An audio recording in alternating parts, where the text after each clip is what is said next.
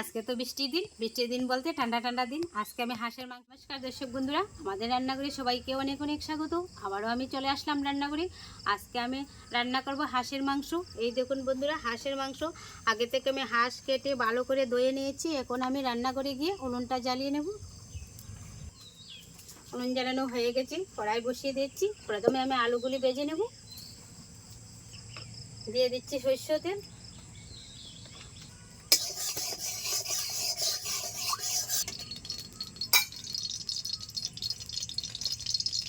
তেল গরম হয়ে গেছে, আলুগুলি ভেজে নিচ্ছি।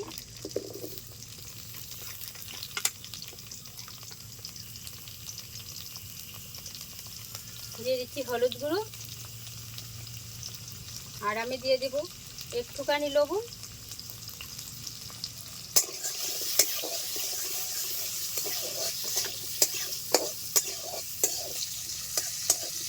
আলুগুলি হালকা ভাজা হয়ে গেছে, উঠিয়ে নিচ্ছি।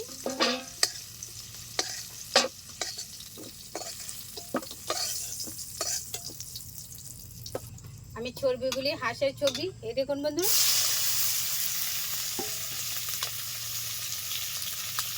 দিয়ে দিচ্ছি একটুখানি লবণ।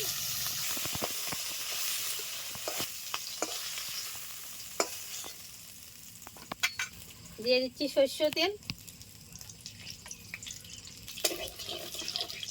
তেল গরম হয়ে গেছে, পুরনে দিয়েছি তেজপাতা। দিয়ে দিচ্ছি পেঁয়াজ কুচি।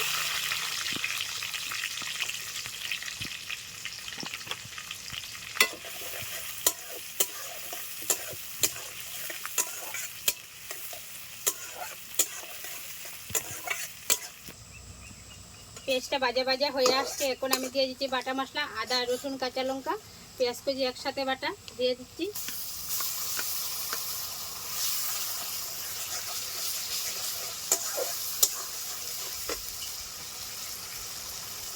দিয়ে দিচ্ছি টমেটো কুচি। এখন আমি একে একে দিয়ে দিব সবগুলি গুঁড়ো মশলা।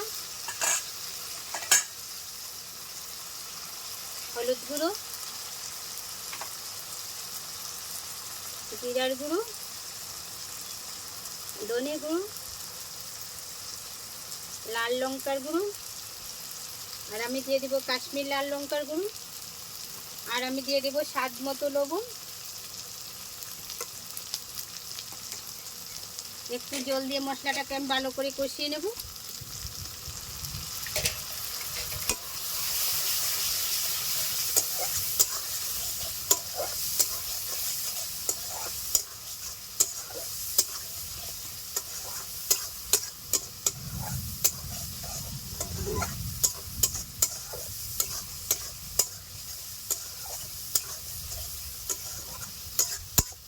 মশলাগুলিকে আমি ভালো করে কষিয়ে নিয়েছি। এবার আমি দিয়ে দেব হাঁসের মাংস।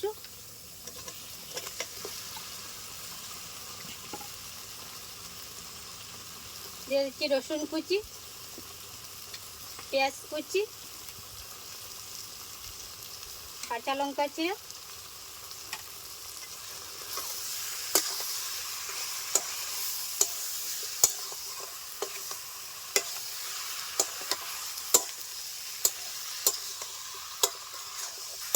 এখন আমি ভালো করে কষিয়ে নেব মাংসগুলিকে। আমি ভালো করে কষিয়ে নিয়েছি। এবার আমি দিয়ে দিব ভেজে রাখা আলু, আর আমি দিয়ে দিব বাটা।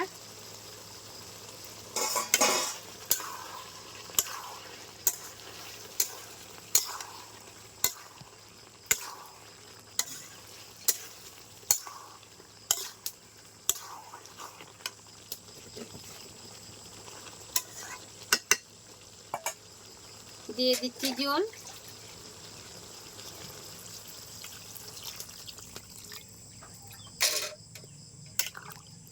10 থেকে 15 মিনিট আমি ঢাকনা চাপা দিয়ে রান্না করে নেব।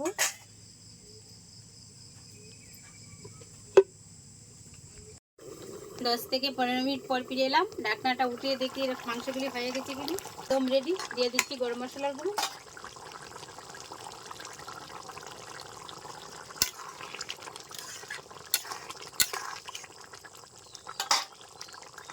নামিয়ে নিচ্ছি।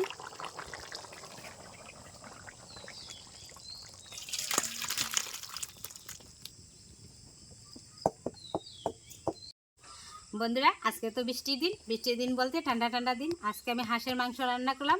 আজকের পর্বটি আপনাদের কাছে কেমন লাগলো? যদি ভালো লেগে থাকে চ্যানেলটি সাবস্ক্রাইব করে পাশে থাকবেন। নমস্কার।